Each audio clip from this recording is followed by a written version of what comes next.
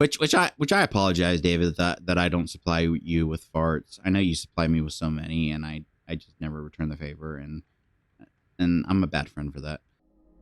Bum bum bum bum bum bum bum bum bum bum bum bum bum.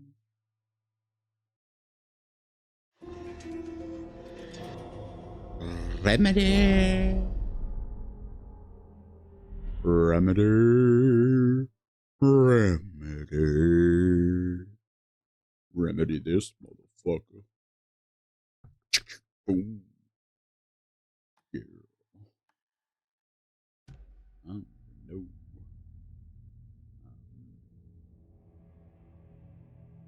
What's new? What do I have? I don't. I got a red coat. I could.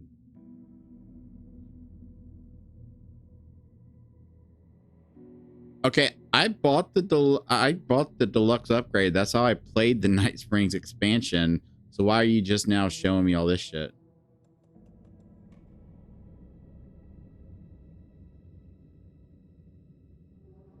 I mean, why would you want that? With that, you get less ugly Christmas sweater.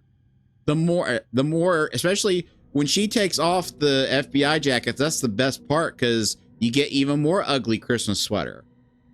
Like we need to even remove her pants. I don't, that's not what I mean. And replace them with ugly Christmas knit pants. That needs to be her whole existence.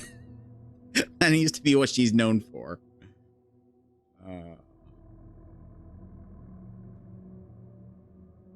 Classic. Okay, from the first game. All right.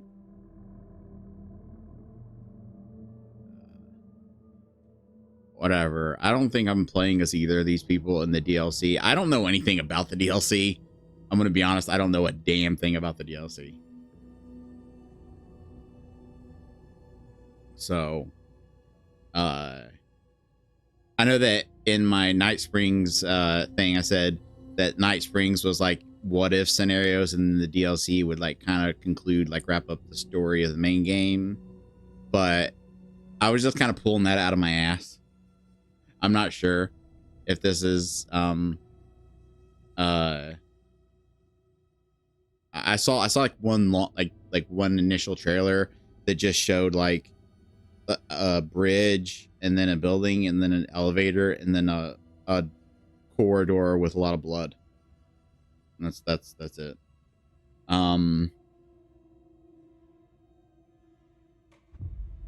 So let's do this. Let's fucking do this. Now I need to turn you a little. So I've got a lamp that I'm using to light my face. This isn't the Bureau's first time in Bright Falls. But 1970, it reflects on the last one was in 2010. TV. It's not exactly clockwork, but this town sees way more altered world events than most. We knew it was just a matter of time before the lake acted up again. After the AWE in 2010, the FBC's research department set up a facility. The 2010 one was the first game. Threshold and Cauldron Lake. Find better ways to contain the entity inside. Your tax dollars at work. Yay! Please tell me I get to play. Who are these people? I want to play as Jesse. I even knew you were on this case, Saga. The lake house was my first stop. I was short-handed. Hope they could spare some help. Maybe give us some intel on the situation. Wait, this person knows Saga? I had any clue what was waiting for us in there, Saga. Thought I just kept on driving. Okay. Why do you look familiar?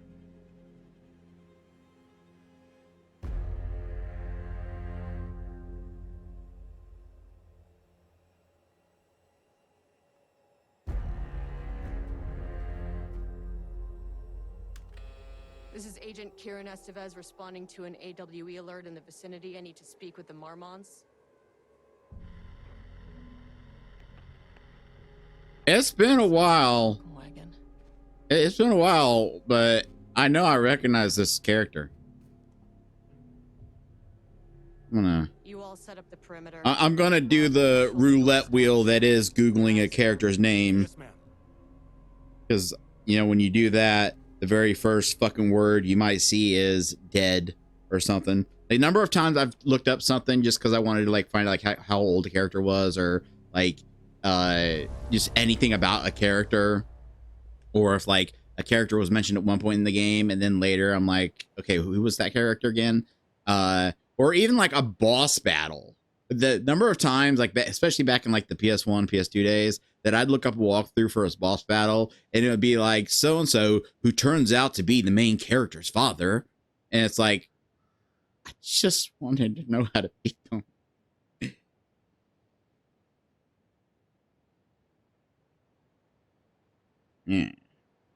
So yeah.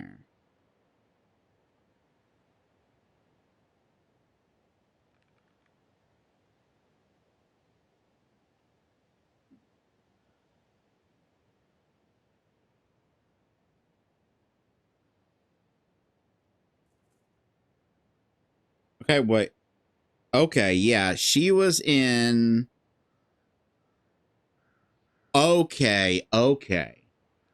She was in the main game, and she was the chick in the uh uh um uh in the police station, and she was all fucked up. So I guess this takes place before she gets all fucked up, and so we're gonna learn how she. So she arrived before the events, but Saga works for the FBI. Although I always thought that maybe there might be like, because I know that like there was like some altering stuff going on with how like the what's his face had the same name as the character from Alan's books. And I think I don't remember if I ever said this out loud during the during my playthrough, but I did have one theory that maybe Saga actually worked for the Bureau of Control, and that when she got to the town, Alan's writings altered that and altered some of her memories and stuff. And it's like, yeah. So okay, now I remember who this character is. I liked this character. I remember liking this character. This shouldn't take long, okay? You see anything? Radio me. Roger that. Can we have a chat? No.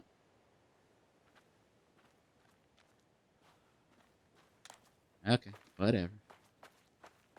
No chat for me. The lake house was run by the research department. Research and investigations don't really see eye to eye. Yeah. What they call science, I call a violation of Bureau protocol. I remember that. Mental drama. Your FBI saga, you know how it goes. I remember that from In retrospect, my low opinion of the research department may have clouded my judgment. Okay, so maybe the way that, like, because I was wondering like how she's writing this, like either writing this or audio recording. This is clearly like, you know, a transcript, like she's after the fact giving to Saga. So however she gives it to her, I was wondering how they, like, at first I was like, how do they know each other? Was Saga part of the Bureau? But I'm guessing after the events of the game, she sent this, she either wrote this letter or transcript or whatever it is that we're hearing bits of to her to just like give her some more information on what happened. So I imagine after what Saga went through, I can't imagine her staying with the FBI. I can see her going one of two directions. She either quits the FBI and just wants to get away from all this shit, or she goes full bore and joins the FBC. That's the only two roads I see her going down. Yeah, what do I got? Okay, I got some stuff. I got some stuff. I mean, if there's any character that they could pick to let us play as, it's this one, because it's like when she's like bitching about her ex-wife and everything. I love that. And another thing, and I know that this is like a subject I bring up in like almost every video I do, and I know it gets annoying, but one thing I liked about it is that it didn't come across in like a ham fist. Like there's LGBTQIA plus characters in games that are come across very forced, like, and it bothers me. I am technically a member of those letters. I'm not going to tell you which one. Leave me alone. Actually, I'm not any of those letters. I'm part of the plus, which confuses me because the Q is queer, and I thought that was supposed to be like a catch-all term, and that was supposed to like put a bow on it. And then like a couple other letters were like they must have had connections. They must have like their dad worked at the letter company, and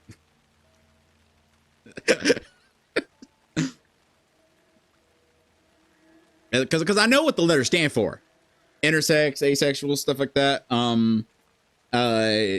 But you know, to give credence to what I'm saying, I am demisexual. But anyway, I liked how like when she would be bitching about her wife and stuff, it was natural. It didn't come across as they were like letting the camera see, I'm a lesbian. Do you have a problem with that? And I'm sorry, but there are some games, not gonna name names because I'm not in the mood to bitch at games but there are games where it's very clear. Like I've always said, I think I said this in a video once, there's a litmus test that I believe that you can apply. If you have a character in your game that is any kind of DEI, any kind of anything other than a straight white male, take that character and imagine that they were a straight white male. Everything else about the character, their personality, their interest, everything else about the character stays the same. Their motivations, what they do in the story, everything else stays the same. And then ask yourself a question. Is this character still interesting? And if your answer is no, then you've got a fucking problem on your hands. Now, because I know people love to take things out of context and love to twist things, I'm not saying that making them a straight white male would make them more interesting. It would make them less interesting. We got enough of them, all right? we got enough of them fellas, all right? I like when a character is something other than a straight white male. I just don't like it when it's done in a way that basically fails my test. That like this is my version of the Bechdel test. Because if your character is not interesting after making that change, then that means that their only identity is that, you know, whatever you applied to them to fucking, Jesus Christ, will you just be warm? Can I turn you up? Can I turn you up, please? Will you be nice? Will you play nice? I got a space heater. It works good and everything, but it's got this function that turns itself off if it overheats. And I accidentally tripped it earlier because I was laying back and I had had my legs under my blanket and everything, and the heater was like in front of my bed, and I didn't realize that where I'd stretched out, I'd basically placed my blanket right in front of the heater. So when it turned off and wouldn't turn back on, I'm like, great, the heater I just spent $75 fucking on is broken. And then I looked in the manual and saw the thing and said to unplug it for 10 minutes. And but then I had it plugged in and without anything around it. And after about a little while, it tripped it again. But it tripped it when I picked it up. I picked it up and I went to move it. And obviously they have like a thing where if they get knocked over, they auto turn off. That's a feature. But maybe the auto turn off feature also trips the 10-minute timer feature. I don't know. Anyway, back to what I was saying. I don't want to name names because I could sit here and run down names. Like there's a game I'm not gonna name, but there's a game where when you first meet a character and you ask them about themselves, literally the very first thing the very first thing out of their mouth is talking about their transition. And here's the thing. Transgender people don't talk that way. They don't. They want to be seen as the gender they identify with. They will talk about their journey, but that's not something they're just going to start blurting out to a fucking stranger. And the fact that this character, that's the very first thing they said, showed that was all the people that put them in. They were checking a box. That's all they were doing. They were checking a box. And that's what upsets me about like a lot of this DEI stuff. Isn't that it's in games, it's that it's being done by corporations that 10 years ago had characters with massive giant tits and everything. Like look at Naughty Dog. Do you remember fucking Kira and Ashlyn from Jak and Daxter? Jesus Christ, that'd be the best fucking threesome in the world. You remember them two characters? Holy shit. And then, 10 years later, they're making games where they have all this like virtue signaling and stuff. And I do believe they went a little overboard with the virtue signaling.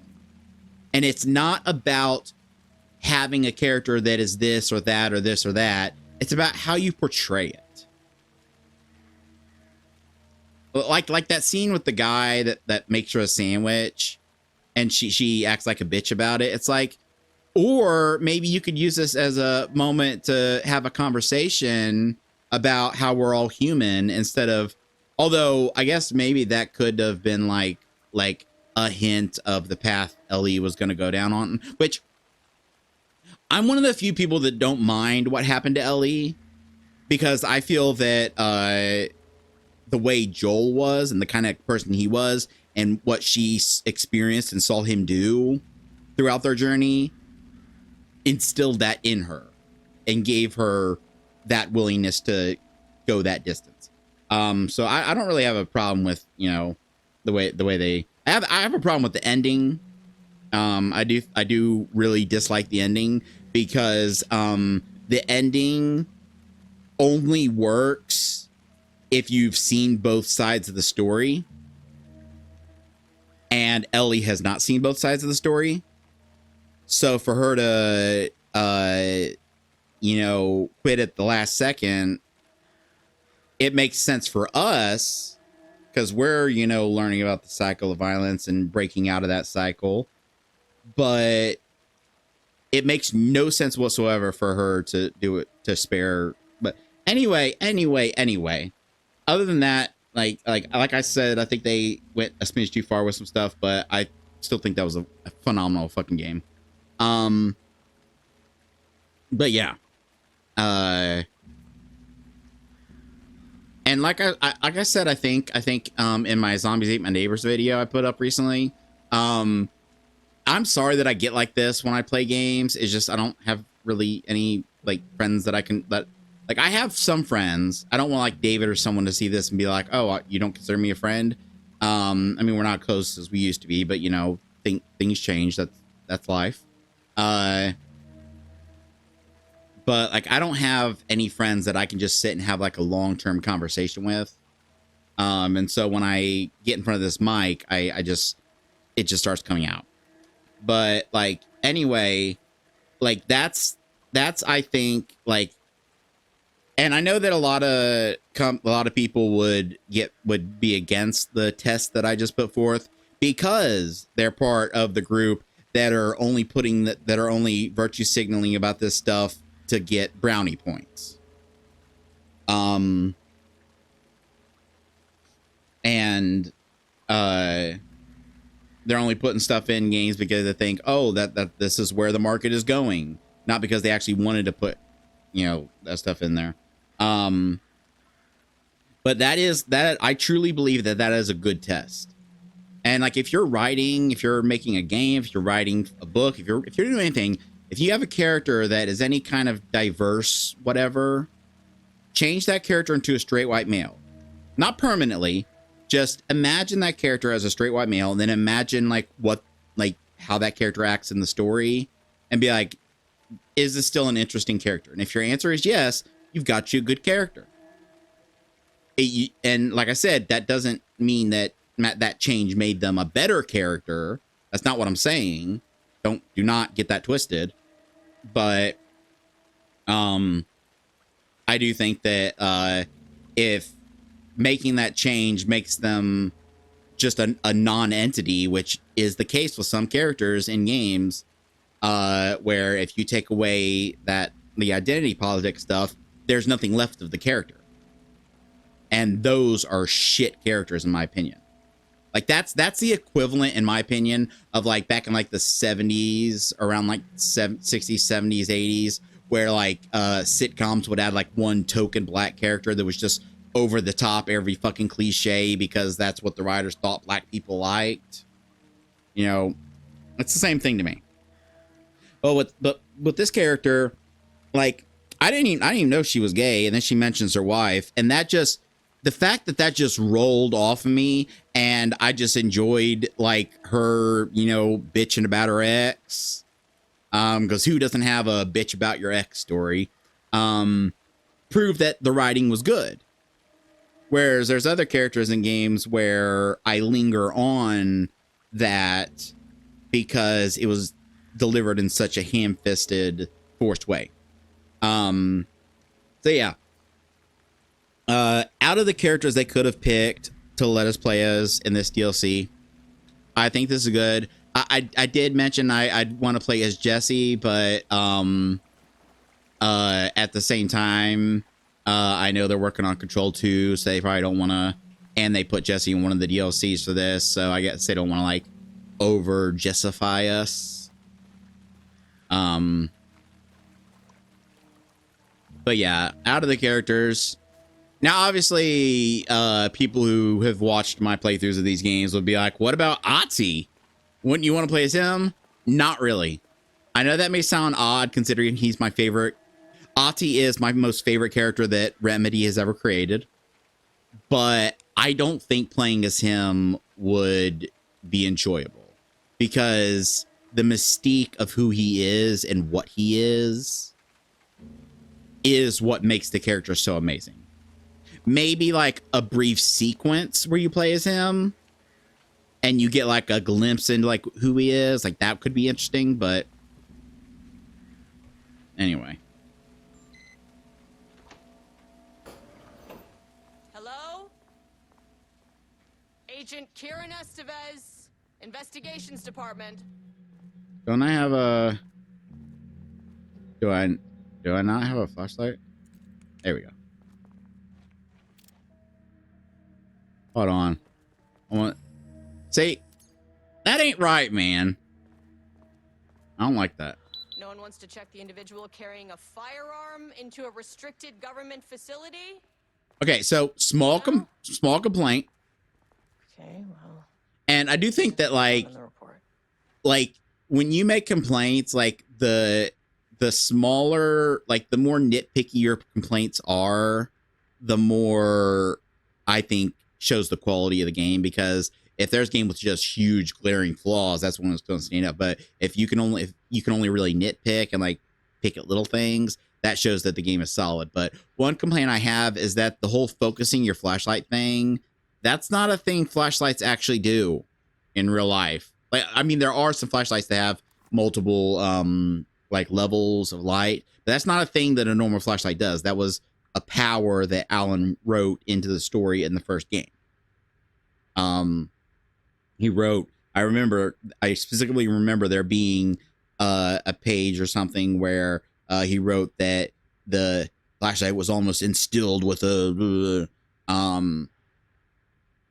and so me being able to just do that doesn't make sense to me, because even if the power to do that exists in Cauldron Lake, now that Alan wrote into the power of the light, she wouldn't know how to do it. She wouldn't know to hold it and be like, like whatever you're doing when you do that, like whether you're squeezing it or just like whatever physical, mental thing you're doing that makes the flashlight do that, she wouldn't know to do that at this point.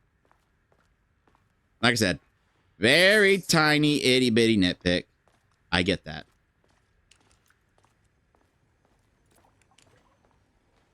Do not contaminate the lake house with unrelated art. Figurines, ornaments, decorations, and other trinkets are forbidden on employee desks.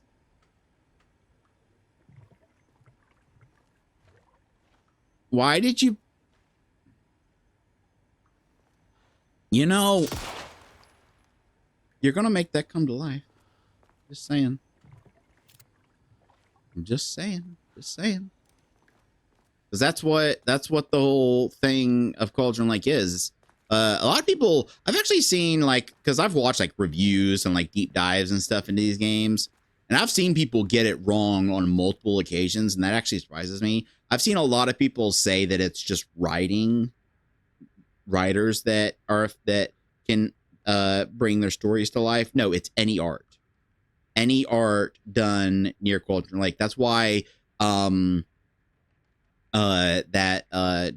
doctor, that psychiatrist, that I know I keep harping on this, but Alan's wife set him up with a psychiatrist without his consent, which is not a thing you do within psychiatric communities.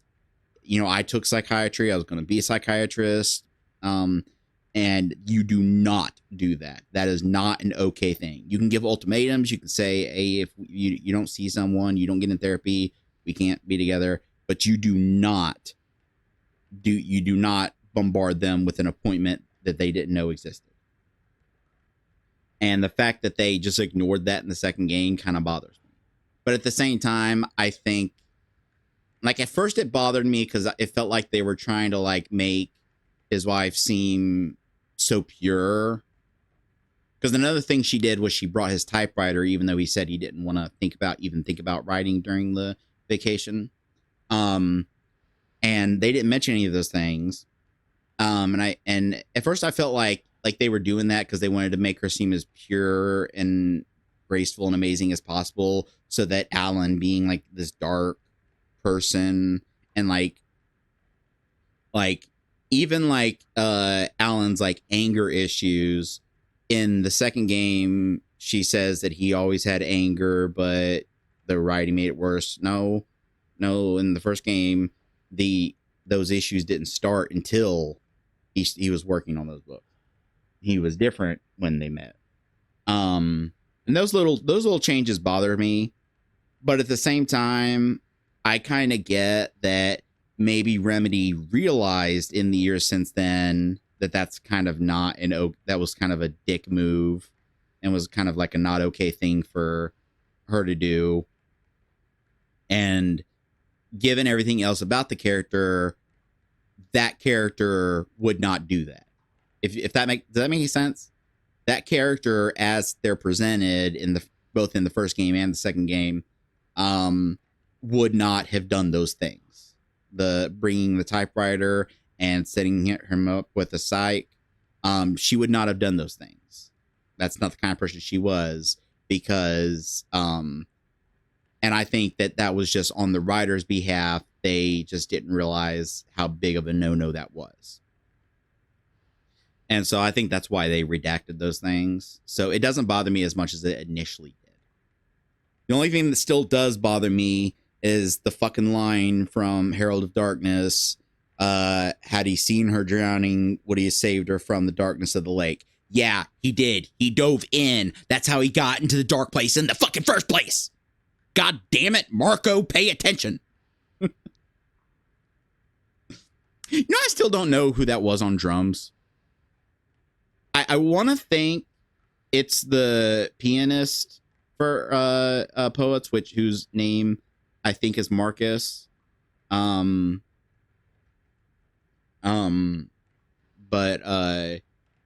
because it looked most like him with like the beard and everything, but I I don't know if that was him because their actual drummer looks way different. But I know they would have wanted to have a drummer that looked enough like how Tor looks as an old guy. So they're like, well, out of all the members, you're the one that looks most like him. So will you do the drumming? Um, so I think that might have been him, but there were no like close ups of him to really. I don't know. Look, you got to remember.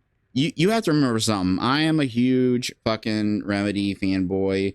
I love everything they do. And I'm also a huge Poets of the Fall fanboy. I discovered their music in Alan Wake 2, but at the time I didn't have like a computer or anything, and I just remember hearing the song, be like, "Oh, that's such a cool song. I like that. I wonder who did that." And then it just didn't cross my mind to like watching the credits for the music. I just farted. Mike probably very cushioned seat, so Mike probably did not pick that up.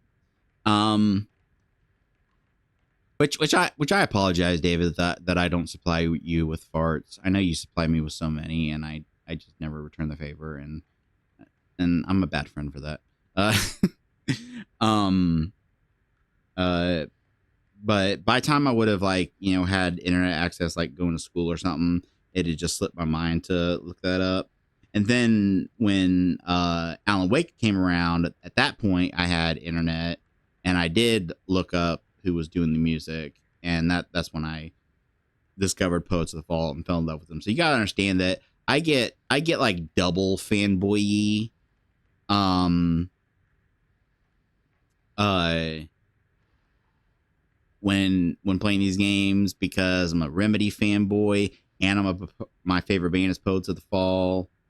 And so, and I hope to God that there's a song in this, because there's like 3 different songs that they did for Alan Wake 2 that was not in the game. Which I think what it was is they probably just like there's cut content sometimes, and I think maybe when they decided to go full bore with the musical, that probably like kind of cut down on how much of the other music they were going to use. But Anger's Remorse is in it. That's a good song, although I think, if I remember correctly, that played at one point during one of the DLCs. The Dark Ocean Summoning is the one that they play at the lake. And then there's one more. Hold on. I better not get fucking copyright struck for this. I mean, if I do, I could just mute it.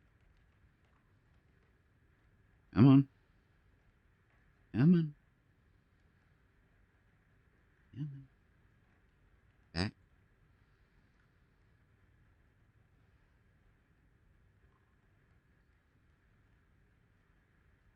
The fuck do you mean?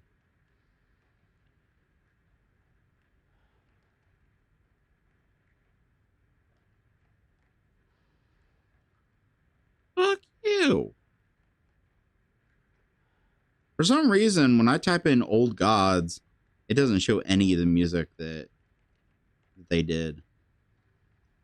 I just had to type in Gods. I don't know why Old didn't register. But okay, so Anger's Remorse.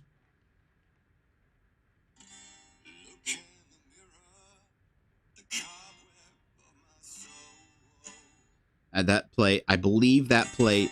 Oh no, I said stop. I believe that plays in the biggest fan DLC when you like head off to Dark Ocean Summoning is the one that they do uh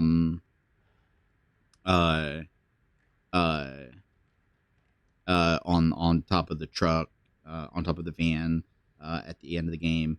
Herald of Darkness, obviously, and then Sea of Night. This one's really cool. Just listen to this.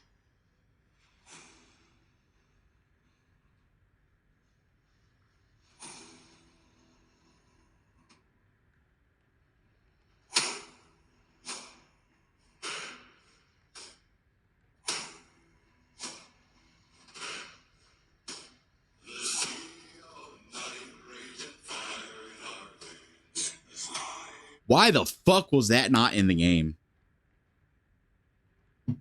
And if I get copyright block for that, then I can just mute that. Anyway. And you know, I think that at this point, you know, maybe this might be why I never got any success after 10 years of doing this kind of shit. But oh well. But at this point, anyone who watches this should be used to me just standing around or walking in circles and just like going off on the biggest tangents. But anyway. Urgent reminder, lake safety protocols. Please remember that the following recreational activities are forbidden in the waters of Golden Lake. These restrictions apply to both civilians and FBC employees. Fishing, redacted, swimming, boating, applies to canoes, kayaks, motorized boats. Did you really need to specify that? Using the water for blank purposes.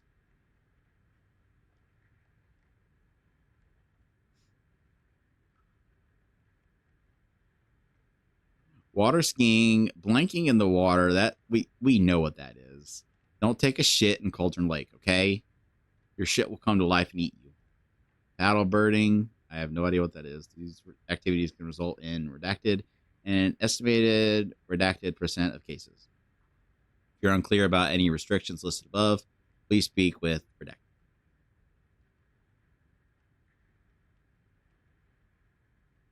Security report, local rumors, background. A recent security operation was performed among the citizens of Bright Falls and Watery.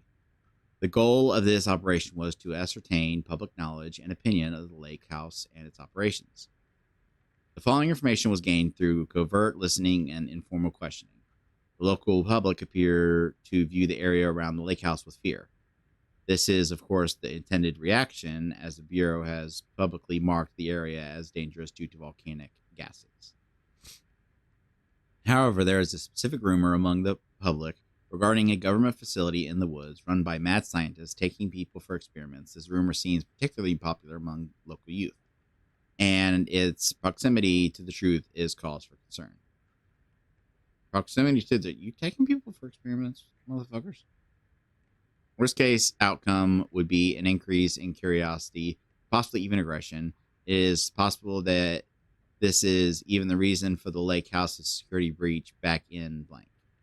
Actually, be taken. Security personnel will continue to monitor the youth chatter. If rumors continue disseminating, a cover story may be required, perhaps even fabricated signage for an American Volcano Commission type institution. All right. Dr. Marmot here to remind you to put in 100% effort. Okay, thank you, Dr. Marmot. I'm going to call you Marmaduke.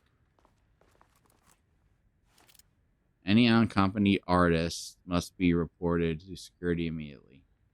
Okay, look. I get, like, that making any kind of art, like even a doodle around Cauldron Lake, cause problems. But, like, are artists just something that shows up? I guess it would make sense that, like, the lake would maybe put out feelers to kind of draw artists in. I mean, it did get into the head of... I can't remember if the lake was controlling or influencing the psychiatrist to build his little hospital there, or if that was his own doing after, and he found out what the lake was capable of and he was trying to harness it. I can't remember if, like, there was any back and forth there.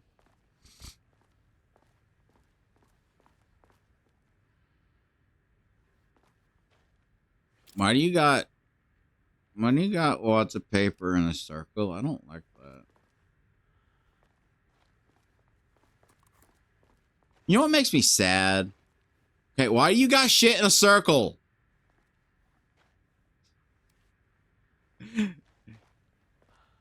Is there anything else? If I see another thing arranged in a circle, I'm gonna be mad. I'm gonna start freaking the fuck out. But yeah, one thing that does kind of depress me about, you know,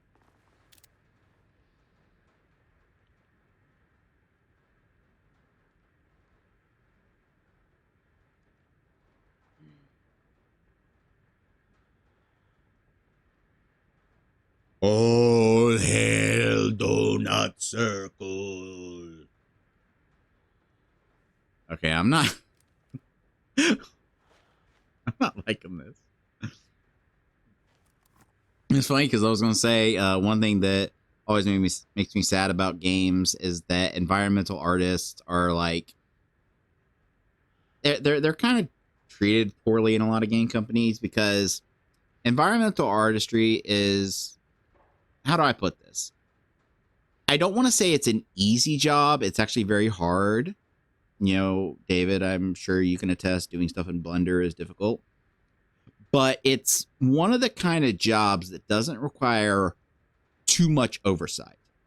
Like the coding and everyone working on the code, they got to be in communication, make sure one bit of code ain't going to fuck with another bit of code. But with an environmental artist, you can say, "Hey, you fill this room with office tables and stuff," and then maybe later on they said, "Okay, we got this thing going on in the story with circles, so like have like the desks have some stuff arranged in circles."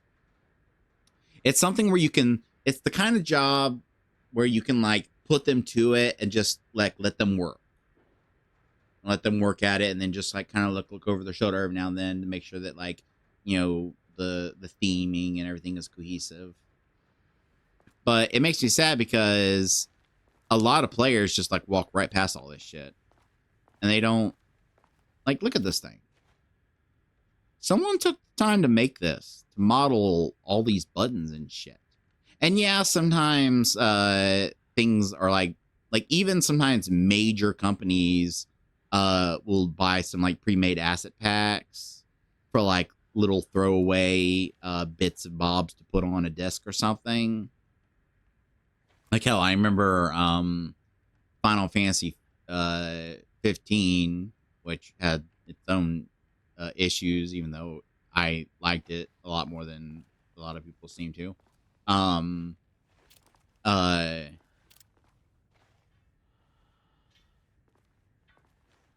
no,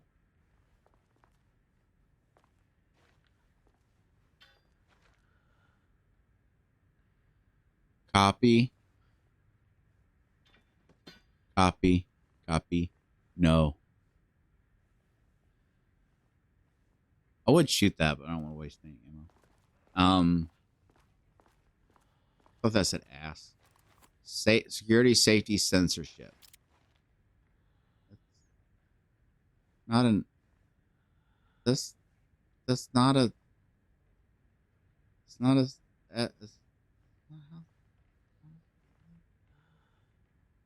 that's not. There's a 3S with this.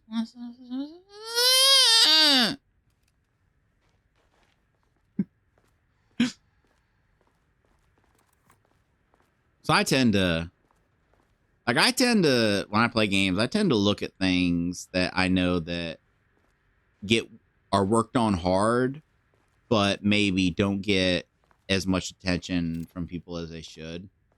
That's why a lot of times when you see me like going into photo mode in a game, I like get up on a character, which is why it annoys me so much that photo mode for most game evidence photo. What? Oh, that's cool. But it annoys me that it either like has like a hard stop of like not letting you get close to the model. I guess it doesn't want you to clip through and see all the weird inside like half eyeballs and shit.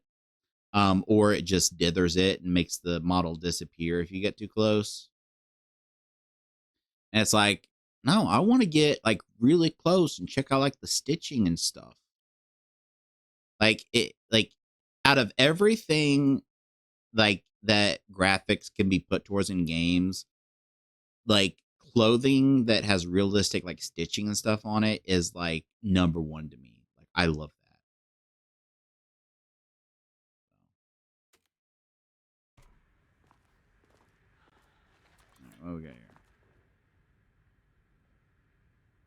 Ava Ramani. Status update, oldest house. To all staff, on-site observation teams report that the oldest house is still under active lockdown. Status of Director Trench, management team, and all other personnel inside the oldest house at the time of the lockdown's initialization remains unknown. Observation teams have detected fluctuations in redacted field originating from the oldest house as of redacted.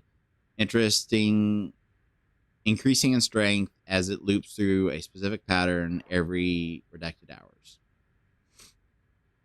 These readings are currently being analyzed by research staff in the Boston office. Any personnel with information pertaining to the signal should contact them immediately. And by signal, do you mean the hiss? The hiss. So I am right that the like what I originally said fucking like I said, the funny thing is there's people that will just walk around here, look for these symbols to like grab notes and shit, and then move on and won't notice these details. Ah! And it's like, I'm sure the circles are going to become more prominent later, like obviously. Why do you have to... Okay, whatever. But yeah.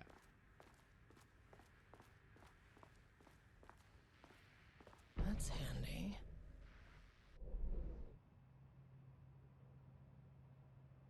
Do I have a mind palace? I don't have a mind palace. No, I don't get one. An experiment. That bodes well.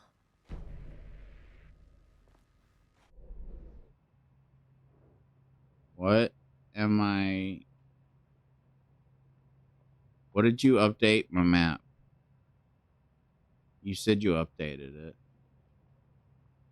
I don't see the update. Experiment in progress.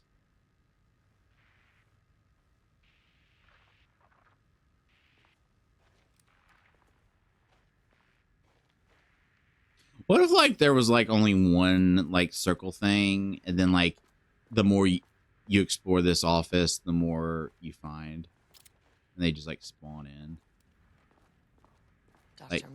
Like intentionally ones that you see, and then I'll have to check downstairs. like ones that you intentionally you see, and then you like you see like the area and there's nothing there, and the next time you look at it. My new fellow head of the lake house. Love, Diane. So yeah, like as I was saying,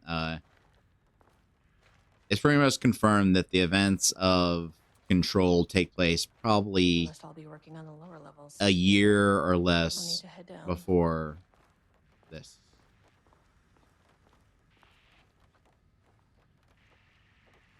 Or this DLC is a little earlier, obviously.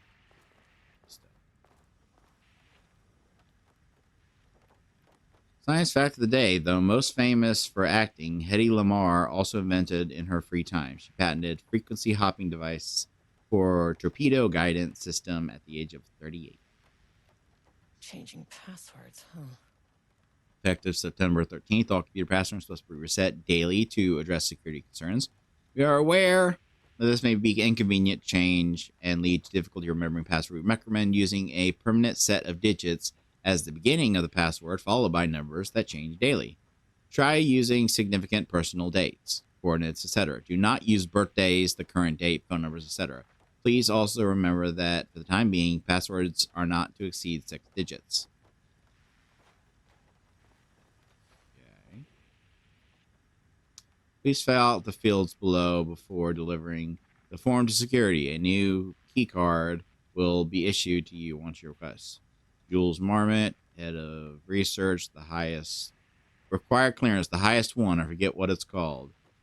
Replete, my old card went missing. Indicate where if your card was stolen. How would I know if it's stolen or is lost? Why do you not put microchips inside to follow them if you are so concerned with this? I'm head of research and I expect a new card on my desk by the end of the workday. Dude. Uh, Through extensive testing, the subject has been confirmed to possess an intrinsic paranatural ability that manifests exclusively during the act of painting. The paintings feature scenes or events he would have no knowledge of, even sometimes painting an event before it occurs. This effect has been proven multiple times and has an estimated 40 to 100% success rate. Note the lack of precision in this range is due to the team's inability to prove that a painting's contents will not be realized at some point in the eventual future. Research asked to reiterate their hesitance to publish any concrete statements surrounding the subject and his ability at this time, as the nature of the paintings and their preternatural effects have been exponentially difficult to measure and quantify. Conclusion: the subject is suspected to be a Class 2 para-utilitarian, though additional testing will be required to confirm this. At this time, his ability is not believed to be direct threat to himself or others and can be controlled. The nature of his ability is to show current or the future events via the art he creates, but the extent of this forecasting cannot be determined by researchers with any high level of precision. Unlike the art created by Alan Wake, there is no evidence the subject's art is directly manipulating reality via the shadow's energy. Yay.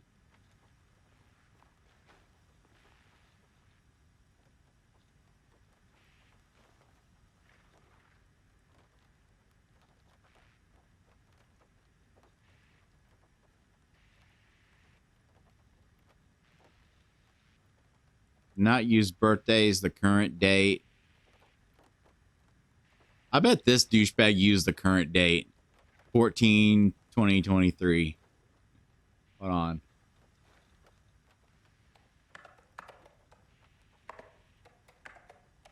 That's not right.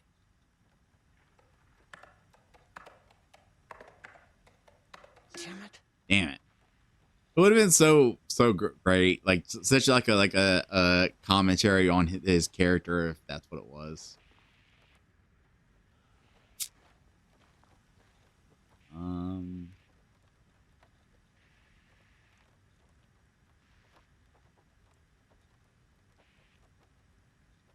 uh Age of 38. 2023 38. Maybe. Wait, effective September 13th. 13 and then 38 and then do I have any numbers over here?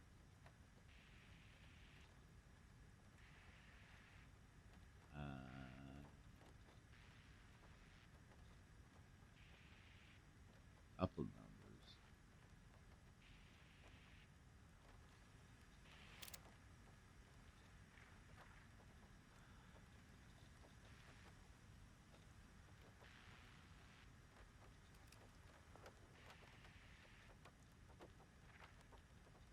What if he changed it yesterday but didn't have a chance to change it today?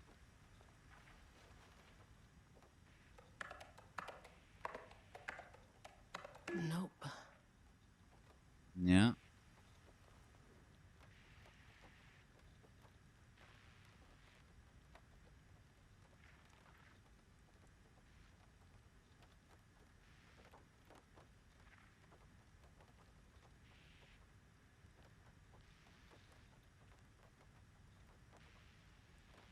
Personal set of digits and then number that changes daily.